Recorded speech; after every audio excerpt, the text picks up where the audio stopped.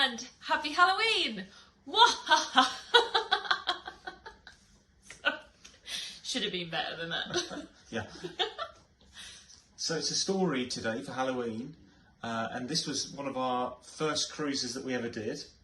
Yes, it was my first cruise at Christmas. Your first cruise. Yes. And this was on P&O Iona. We were absolutely looking forward to this cruise. And just before we go any further, it's right to say that Iona as a ship and P&O were spectacular in this cruise. And although it was a horror cruise, it wasn't anything to do with them or the ship. No, they were fantastic. So, if you imagine, we were just getting dressed in our cabin, and what we hear over the tannoy inside all of the cabins is the captain coming over to say, man overboard, muster, get to your stations. And I remember thinking, is this actually a drill? So we quickly get ready and think, right, well, should we wait for the next announcement? And then the captain came on again, didn't he? Yeah, so he said that that communication wasn't for passengers, but actually it wasn't a drill. And at that point, I think we decided, it was so highly unusual, that we decided to go up to the public decks, didn't we, just to see what was going on. Yeah, we did. The captain also asked as well, he'd said if there is any passenger who has binoculars or anything with them, could you come up to any of the decks and look out and help us? And if you see anything, please use any of the phones on the ship and contact us immediately. They were then in the process of turning the ship around so that we could go backwards. So we were in the middle of, it was heading back towards Cadiz. Yeah, 28th of December. Yes, it was, yeah. So we'd just been to Lanzarote, heading back to Cadiz, so we were in the middle of the sea, and they were turning the ship around to go backwards. So we thought, well, we'll go up. We didn't have any binoculars, but we thought, well, if there's anything that we can do to help, then we will. So we went up, the decks were busy, weren't they? And so what they were looking for is, apparently one of the crew members, one of the officers on the bridge, had noticed something orange floating in the distance. And I mean, we're talking some serious distance. I mean, totally kudos for whoever saw that.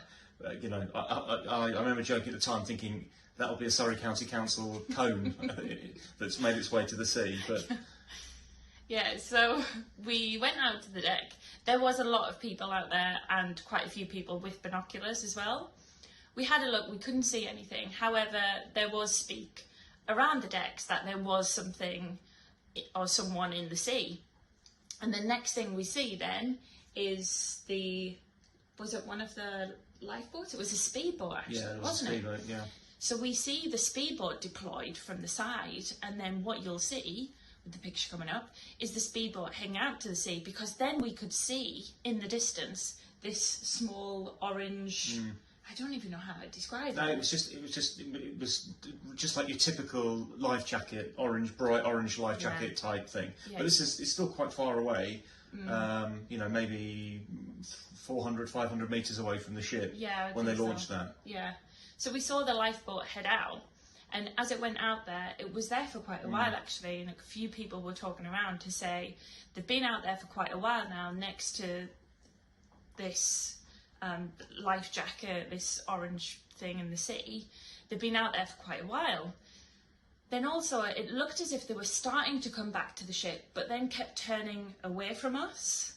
So they were coming towards us a little bit, turning away, and it looked like they were doing something on the lifeboat, but we weren't quite sure what it was. We've been out there for quite a while as well, haven't we? It was quite suspicious that they'd been out there so long, because if it was an innocuous object, you would have just picked it up or left it and come back.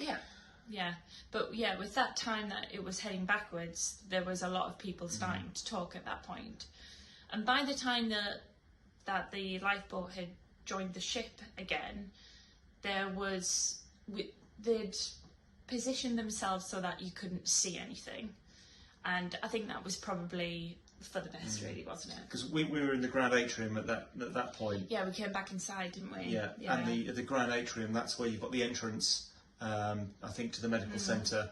That's certainly where the speedboat had come back to. Yes. And people inside the ship could actually see a little bit of what was going on. Yeah, the captain was really good as well, wasn't he? So he then came to speak to everyone on the ship again. So we heard across the tannoy system what had actually happened. So I mean, thankfully for us and for everyone on board our ship, it was no one from our ship who'd gone overboard. So the captain had made his announcement. Yeah, so about 45 minutes after that event, just before we were going down for dinner, to say that they actually had recovered someone from the sea, but they'd been there for and I quote, a very, very, very long time.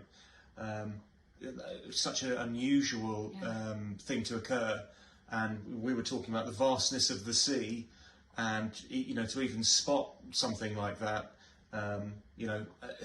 who knows if we hadn't have found that person on that cruise, how long that person would still be in the sea, and hopefully that's sort of brought some closure to the families. And because we don't know where they were from. Obviously none of that information was shared with us. They just let us know that once we got to Cadiz, they were going to speak to the police there, weren't they, and arrange that situation, I guess. Yeah. And it's one of those situations that you don't actually think you'll experience.